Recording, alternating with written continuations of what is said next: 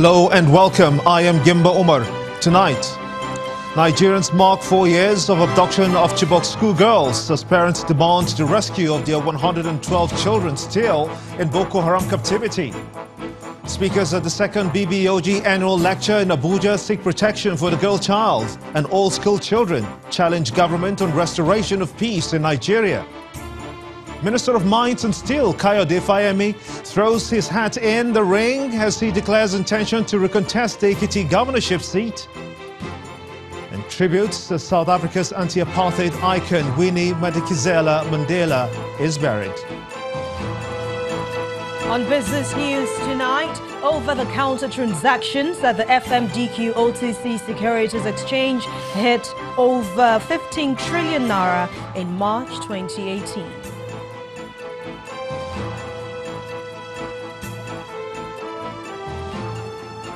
On sports news, Nigeria's Aaron Okodri on the verge of winning gold at the 2018 Commonwealth Games as he faces Singapore's Ning Gao in the men's singles final in a few hours' time.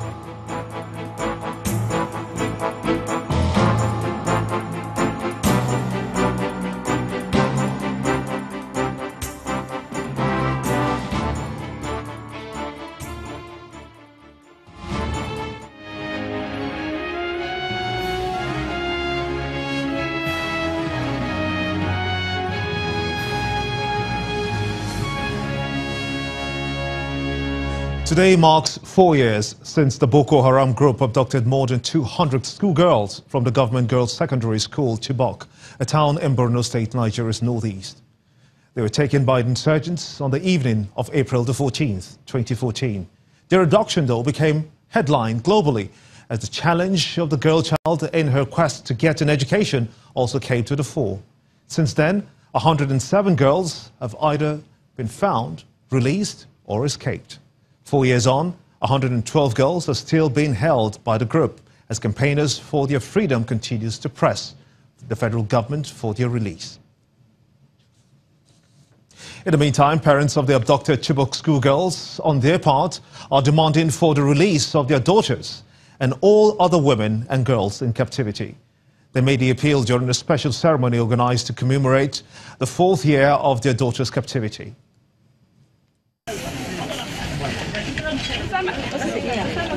As early as 7 a.m., parents of the abducted Chibok schoolgirls begin to arrive their meeting point.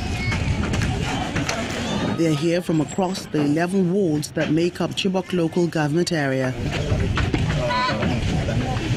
Representatives from the Dapchi community in Yobe State have also come to identify with the Chibok parents in their time of grief. Together, they begin a procession around the town, heading straight to the school where their daughters were abducted in 2014. Our daughters have committed no crime by seeking education. It is the best gift we can give them to find for themselves in this world, as the world is ever-changing. It's been 4 years, but the tears are still flowing.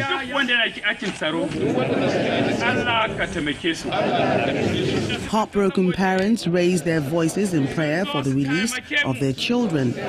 They want the government to adopt a non-violent approach in rescuing the girls.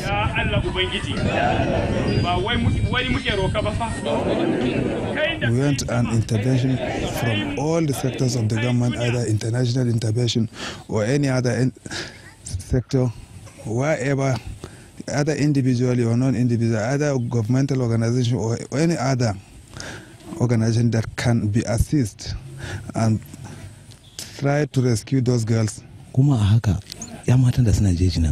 If we tell the government to forcefully bring them back, it won't be possible unless we follow it softly.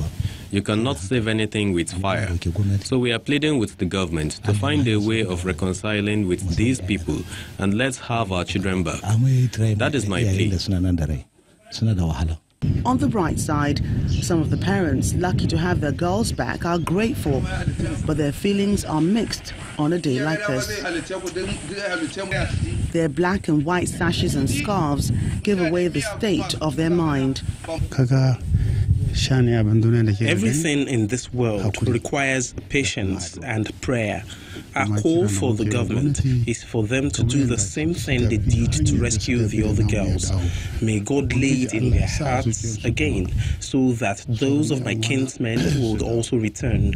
I would have loved to wear a complete white today, but sadness over the missing daughters of my people is why I'm wearing 2 colors. The school has remained shut and desolate since the abduction. The old buildings torched by the insurgents have all been demolished and new structures have sprung up.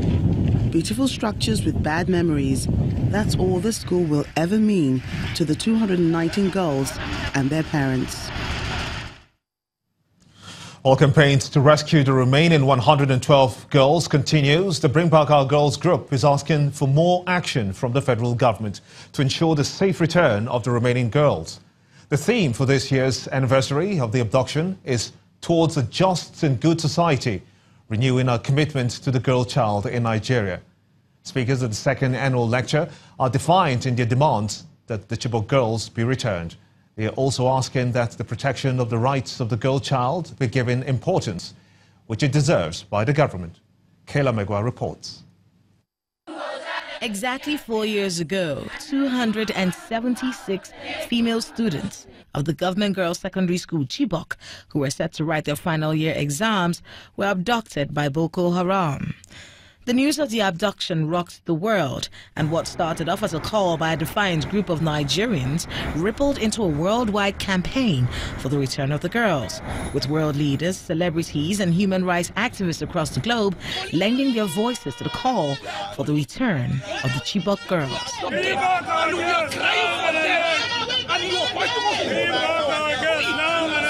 4 years later, 112 girls are still missing. And despite many challenges faced by the Bring Back Our Girls group, the members are defiant as ever as they gather for the second annual lecture to mark the anniversary of the abduction.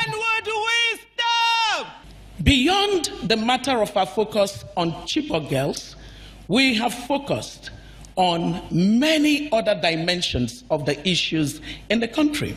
It was by virtue of the advocacy that we have done that the invisibility of the Northeast crisis was thrown open. In an ideal country, going through school only places a burden on the student. The kind of burden that makes you think about, how do I make up lecture notes? How do I meet up time of lectures? Nothing could have prepared our 219 girls on the night in which they were taken. The chairperson of the event highlights some of the underlying issues that led to the insurgency in the Northeast, which in turn is responsible for the incessant abductions in the region. The Lake Chad that used to extend from Central Africa through to Cameroon, Niger, Nigeria, and Chad, a lake that was over 25,000 kilometers big, has now shrunk to a mere 1,000 kilometers.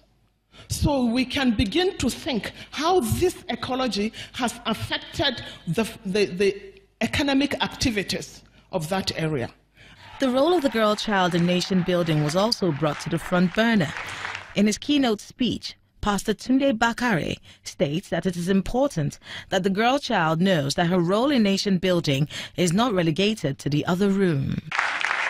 The demand to bring back our captive daughters echoes the demand to bring back the dignity, the potential, and the promise of the Nigerian girl child in every part of the country. It is the realization that the girl child can grow to become a strong and accomplished woman, contributing significantly to society as did our forebears.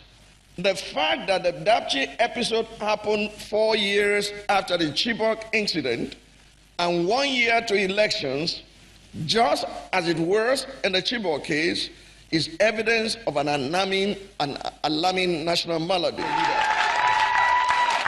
With 112 girls still missing and unending speculations about their whereabouts and their well-being, the underlying message of the Bring Back Our Girls group is simple. 4 years is too long to have the girls in captivity, and they demand that the government take decisive action to bring back the remaining girls. Kayla Megwa, Channels Television News. Well, it does appear that the President, Muhammadu Buhari, is not relenting in his efforts to rescue the remaining girls, as he again offers his assurances that the abducted Chibok girls will be rescued. The President's comment was highlighted in a series of tweets by his Special Assistant on Media and Publicity, Mr. Garba Shehu. One of the tweets quotes Mr. President, saying that he assures that as long as he remains the Commander-in-Chief of the Armed Forces, the Chibok girls will never be forgotten, and all will be done to have them reunited with their families. The President's spokesperson explains that the negotiations between the government and Boko Haram suffered some unexpected setbacks, owing mainly to a lack of agreement among the insurgents.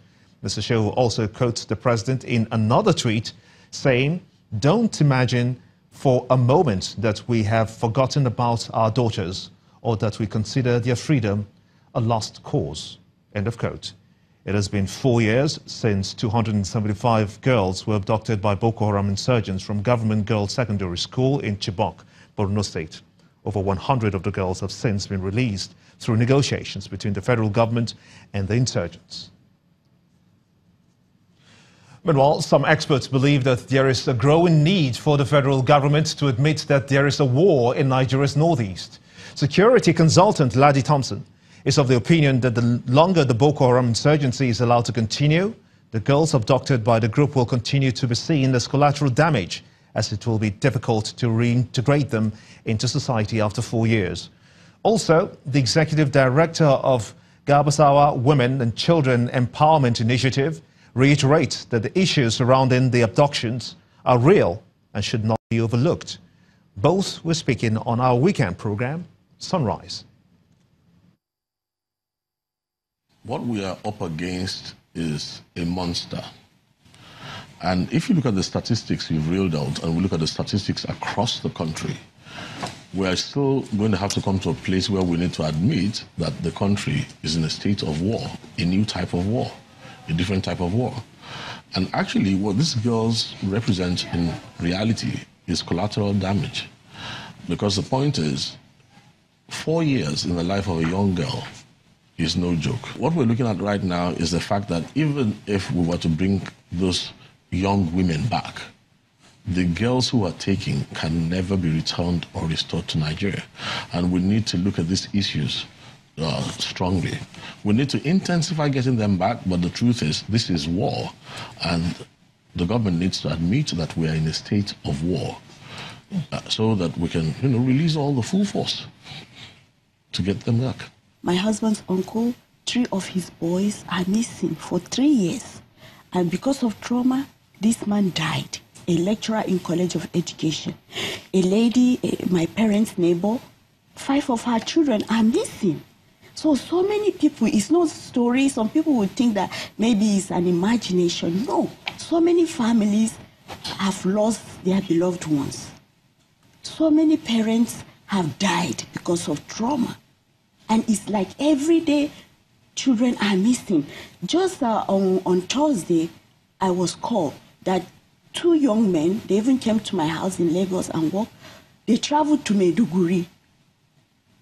And up to now, for 2 weeks, they are nowhere to be found. All their phones are switched off. And the last call that the elder brother received was that they have reached Maiduguri, so they were to transit to another village. They are missing. And these are boys that I saw. It's no story.